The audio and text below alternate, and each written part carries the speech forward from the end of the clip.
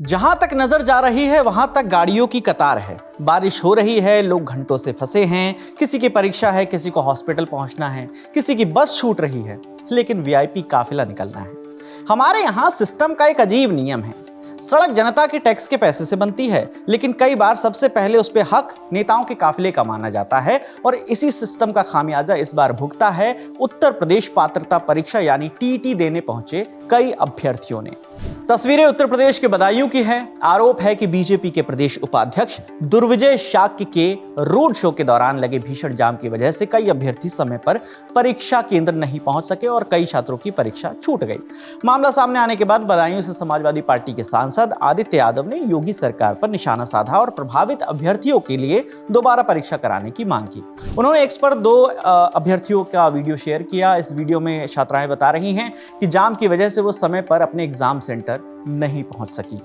इस पोस्ट में आदित्य यादव ने लिखा, सालों की मेहनत और करीब 6 साल के इंतजार के बाद परीक्षा का जो मौका मिला था वो प्रशासनिक अव्यवस्था की वजह से छिन गया। घटना 2 जुलाई की है। उस दिन टीईटी परीक्षा का पहला दिन था। इस दिन बीजेपी के प्रदेश उपाध्यक्ष दुर्विजय शाक्य बरेली से रोड शो करते हुए बदायूं पहुंच रहे थे। बताया गया कि उनके काफिले में 100 से ज्यादा गाड़ियां थी। संयोग ऐसा रहा कि उसी दिन बारिश भी हुई।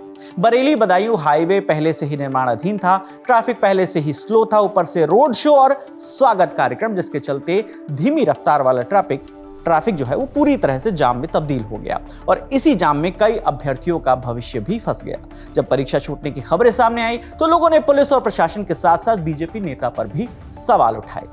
विवाद बढ़ा तो बीजेपी के प्रदेश उपाध्यक्ष दुर्विजय शाक्य ने कहा कि हम पहली शिफ्ट की परीक्षा शुरू होने से पहले बरेली से निकले थे, दूसरी शिफ्ट शुरू होने से पहले हम शहर में भी नहीं पहुंचे थे। हाईवे निर्माणाधीन है, ओवरब्रिज बंद है और अंडरपास में जल भराव था, तो ये उनकी तरफ से सफाई थी। फिर आगे उन्होंने कहा कि जाम की सूचना हमने पुलिस को 2 दिन पहले ही दे दी थी। यानी उनकी दलील है कि जाम की वजह जो है उनका काफिला नहीं था, बल्कि सड़क और ट्रैफिक व्यवस्था थी। उधर बदायूं की जो एसएसपी हैं अंकिता शर्मा, उनका कहना है कि ओवरब्रिज बंद था, अंडरपास में पानी भर गया था। पुलिस ने परीक्षा और वीआईपी मूवमेंट दोनों के लिए तैयारी की थी, लेकिन बारिश के कारण हालात बिगड़ गए। अगर कहीं कोई कमी रह गई है तो जांच कराई जाएगी, ये कहना है एसएसपी महोदया का।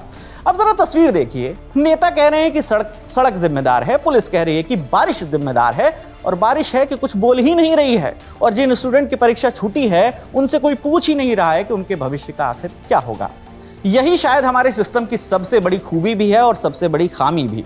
जब काम बिगड़ता है तो जिम्मेदारी कभी किसी की नहीं होती। गलती हमेशा जो है वो मौसम की, ट्रैफिक की, सड़क की या टेक्निकल दिक्कत की निकल आती है। इसलिए सोशल मीडिया पर इस घटना की तुलना पिछले महीने की एक तस्वीर से की जा रही है। 21 जून को प्रधानमंत्री नरेंद्र मोदी ने दिल्ली एयरपोर्ट पर करीब 45 मिनट तक इंतजार किया। वजह थी नीट यूजी री एग्जाम। प्रधानमंत्री मोदी का काफिला दोपहर 2 बजे परीक्षा शुरू होने तक वहीं रुका रहा, ताकि जो परीक्षा देने स्टूडेंट जा रहे हैं उनको वीआईपी सुरक्षा व्यवस्था और ट्रैफिक जाम के कारण किसी भी तरह की परेशानी का सामना ना करना पड़े। यानी जब प्राथमिकता तय करने की इच्छा हो तो व्यवस्था रास्ता निकाल लेती है, लेकिन जब प्राथमिकता ही बदल जाती है तो रास्ते पर सबसे पहले भविष्य फंसता है। तो अब सवाल सिर्फ बदायूं के जाम का नहीं है, सवाल ये भी है, क्या किसी भी राजनीतिक कार्यक्रम की कीमत छात्रों का भविष्य हो सकती है? अगर नहीं तो इसकी जवाबदेही कैसे तय होगी? आपकी क्या राय है? कमेंट सेक्शन में जरूर बताइएगा। आपके लिए तमाम जानकारी जुटाकर इस वीडियो की स्क्रिप्टिंग की है हमारी साथी सुप्रिया सिंह ने। मेरा नाम विकास वर्मा है। आप ललन टॉप देखते रहिए। शुक्रिया।